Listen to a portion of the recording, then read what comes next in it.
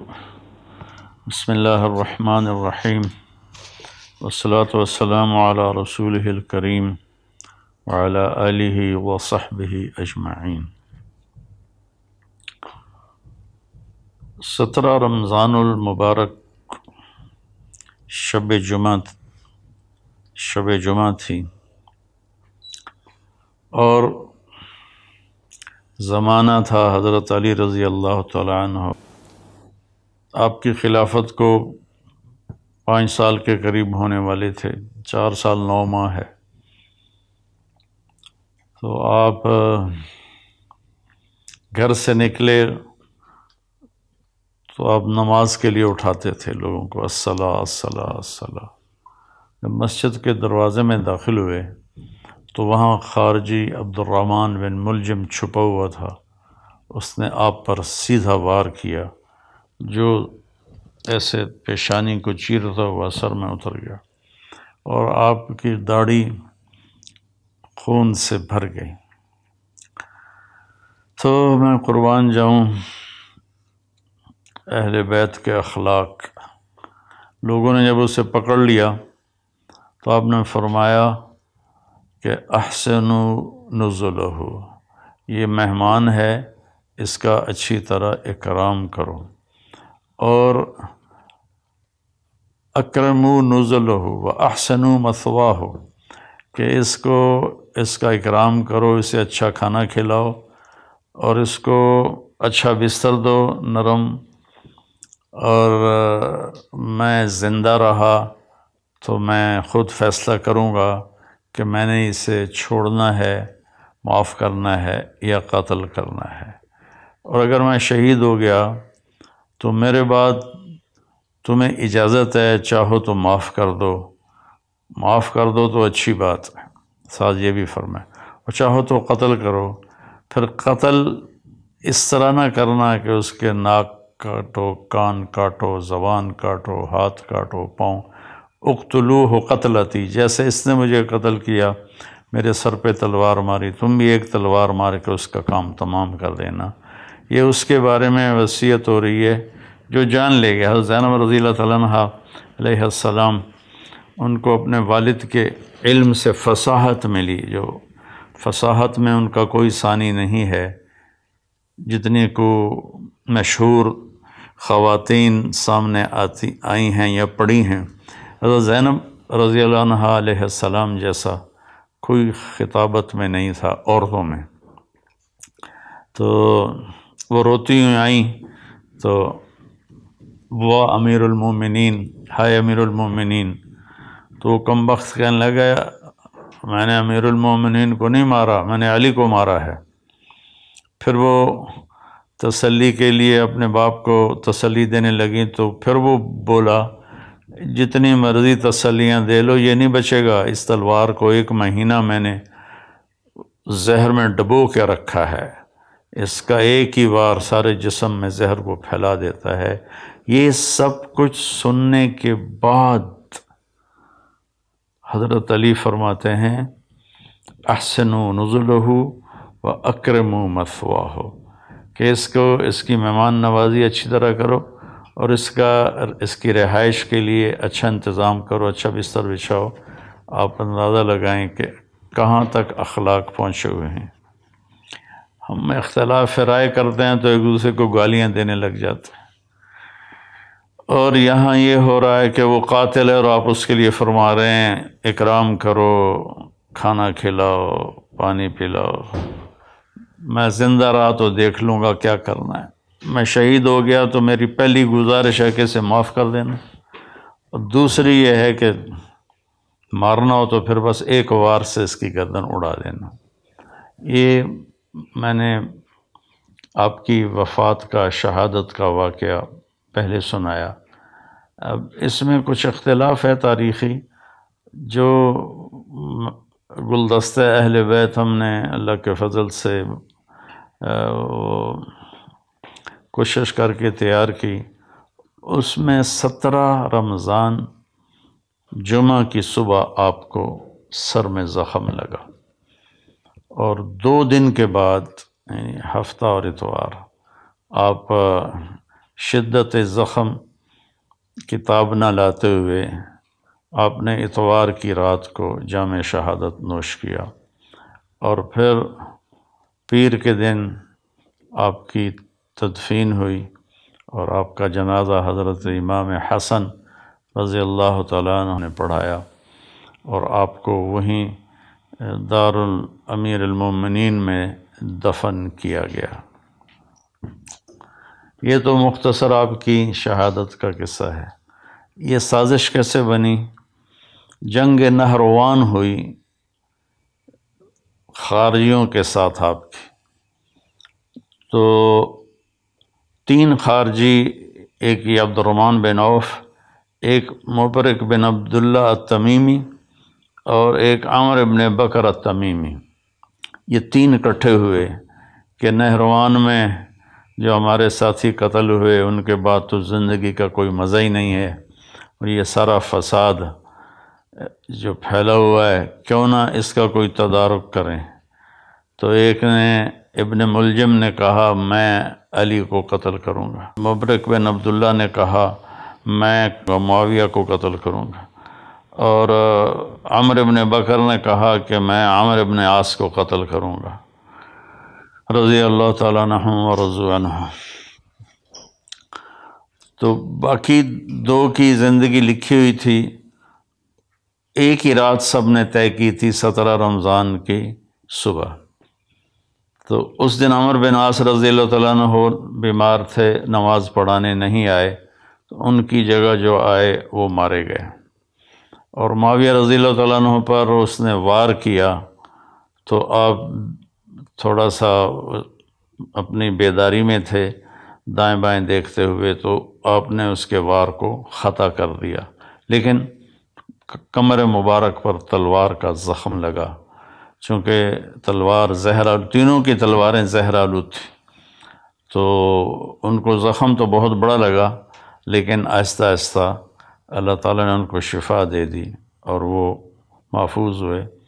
تو اس میں عبد الرحمن بن ملجم یہ ہے، یہ جب کوفے آیا تو کوفہ میں خارجی عورت دیکھی تو اس پہ یہ عاشق ہو گیا،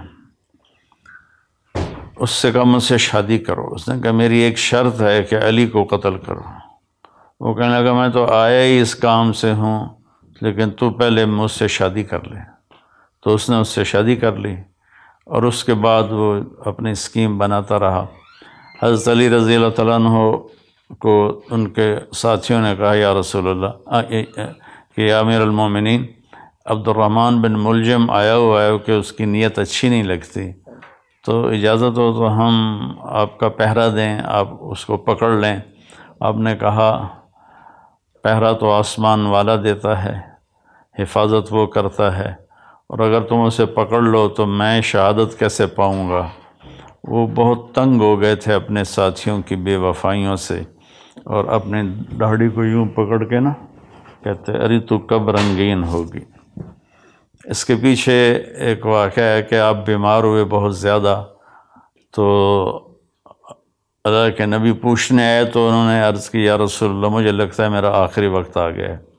تو آپ نے فرمایا نہیں، تیرا آخری وقت نہیں ہے، تو اس وقت مرے گا جب تیرے سر کے خون سے تیری داڑھی رنگین ہو جائے گی۔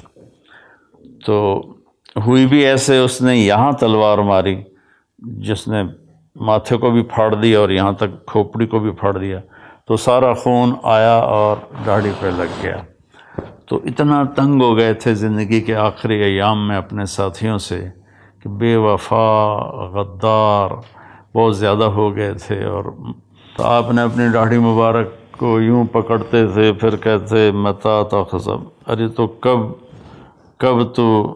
کب تو رنگین ہوگی، تو کب رنگین ہوگی، یہ اس کو بار بار کہتے تھے۔ تو اس اللہ نے آپ کو یہ رتبہ نصیب فرمایا، اور آپ کو غسل دینے والے حضرت عبداللہ بن جعفر طیار کے بیٹے، اور حسن اور حسین دونوں بیٹوں میں، اور جو نماز جنازہ حضرت حسن نے پڑھائی، اور دارالعمارہ میں آپ کی تدفین ہوئی۔ آپ کے 2 بھائی طالب، عقیل، 3 جعفر۔ طالب سب سے بڑے تھے جس پر والد کا نام ابو طالب بنا، اور اس کے بعد تھے عقیل، اور اس کے بعد تھے جعفر جو موتا کی جنگ میں شہید ہوئے، اور حضرت علی رضی اللہ تعالیٰ عنہ سب سے چھوٹے تھے۔ آپ ابتدائی میں اسلام قبول فرما لیا کہ حضرت خدیجہ رضی اللہ تعالیٰ عنہ اور اللہ کا نبی نماز پڑھ رہے تھے، تو آپ اندر آئے تو آپ نے کہا یہ کیا ہے میرے چچا کے بیٹے؟ تو آپ نے کہا بیٹا یہ نماز ہے اور میں اللہ کا نبی ہوں۔ آپ نے اسی وقت کلمہ پڑھ لیا۔ اس وقت آپ کی عمر بعضے کہتے ہیں 8 سال تھی، بعضے کہتے ہیں 10 سال تھی۔ 10 سال سے آگے کسی نے ذکر نہیں کیا، 10 8 8 10 اس طرح روایات کا اختلاف ہے۔ تو بھائیوں میں اختصار سے ہی تھوڑا بتانا چاہتا ہوں، ہمیں پتہ چلے کہ ہمارے جو بڑے تھے اور اللہ کی بارگاہ میں بڑے پاکیزہ پاک محبوب تھے، ان کی زندگیوں کی تھوڑی سی جھلک ہمیں مل جائے تو ہمیں بھی کچھ آخرت کا فکر پیدا ہو جائے گا۔ تو جب آپ نے ہجرت فرمائی تو آپ نے حضرت علی کو اپنے بستر پر لیٹایا کہ تم یہاں لیٹ جاؤ، اور یہ امانتیں ہیں، یہ لوگوں کے حوالے کر کے پھر تم بھی مدینے آ جانا۔ تو اس رات قریش مکہ نے آپ کو قتل کرنے کی سازش تیار کی تھی۔ آپ باہر نکلے اور مٹی اٹھا کے یوں پھینکی، وجعلنا من بین ایدیہم سدا ومن خلفہم سدا فغشیناہم فہم لا یبصرون، سورہ یاسین۔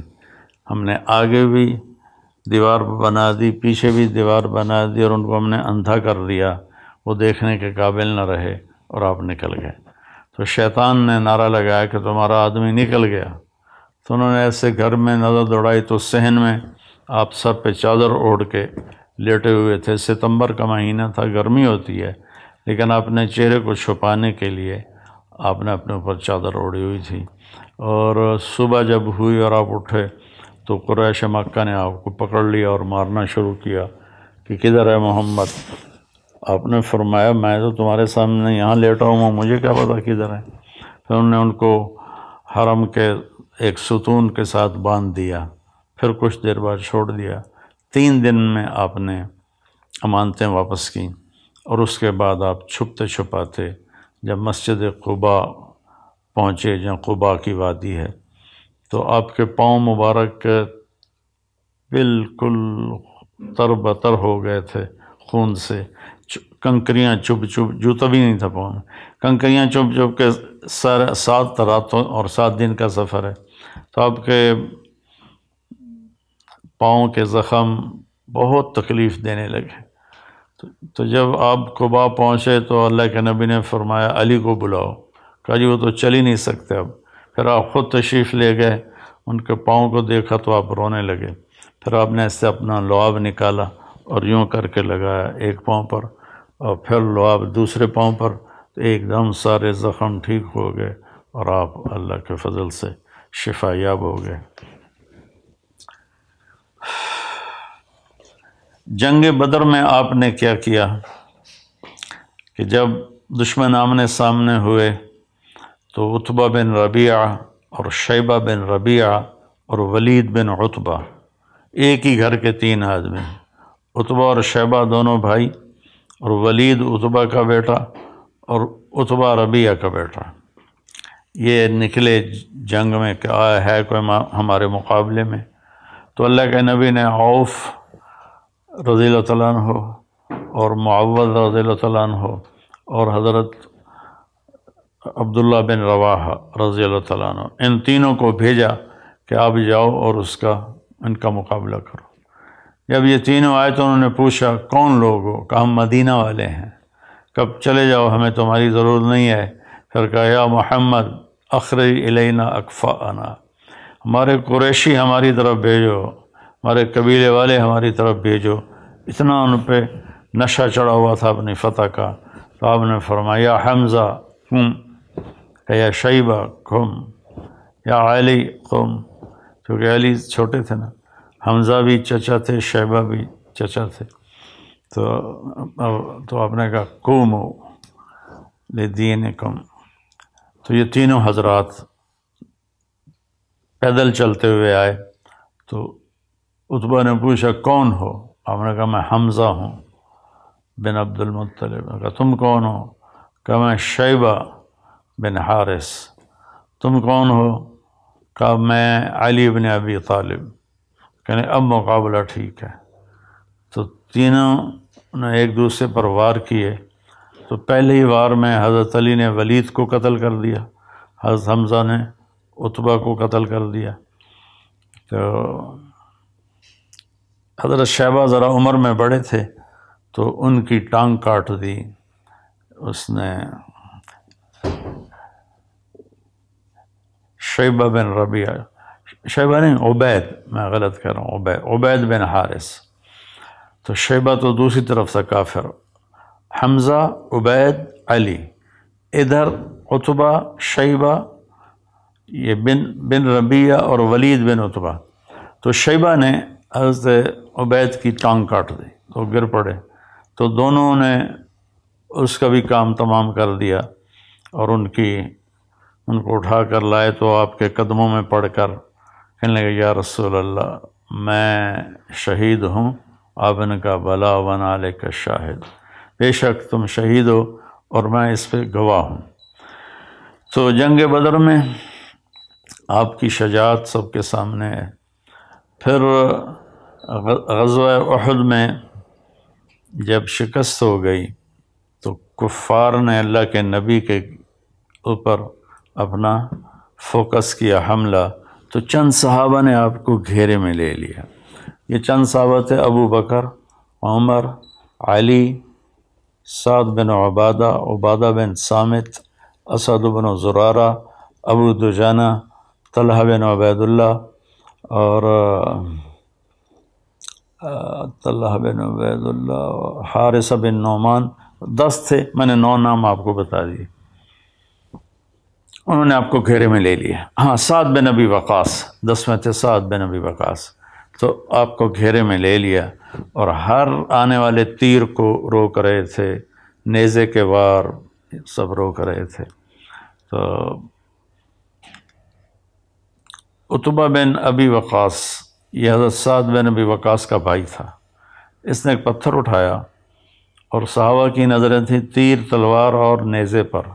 ان کی نظر پتھر پہ گئی نہیں تو اس نے زور سے پتھر پھینکا جو آپ کے یہاں لگا. تب سیدھے یوں گرے ایسے اور سارا چہرہ خون سے تر ہو گیا، دانت ٹوٹ گئے. تو یہ سارے 10 رونے لگے کہ اللہ کے نبی شہید ہو گئے. تھوڑی دیر کے بعد آپ کو ہوش آیا تو انہوں نے عرض کیا یا رسول اللہ آپ تو ان کے لیے بد دعا کر دیں. تو آپ نے فرمایا اللہم اغفر لقومی فإنہم لا یعلمون، اے اللہ میری قوم کو معاف کر دے، یہ مجھے جانتے نہیں ہیں. تو میں اپنے سارے بھائی بہنوں سے کہتا ہوں کہ وہ آپ کے قتل تک پہنچے ہوئے تھے اور آپ نے کہا یا اللہ ان کو معاف کر دے. ہم چھوٹی چھوٹی باتوں پر آپس میں لڑ کے ایک دوسرے کے اوپر ایسی گالیاں اور الزام اور تہمتیں، اللہ تعالی ہمیں اخلاق دے.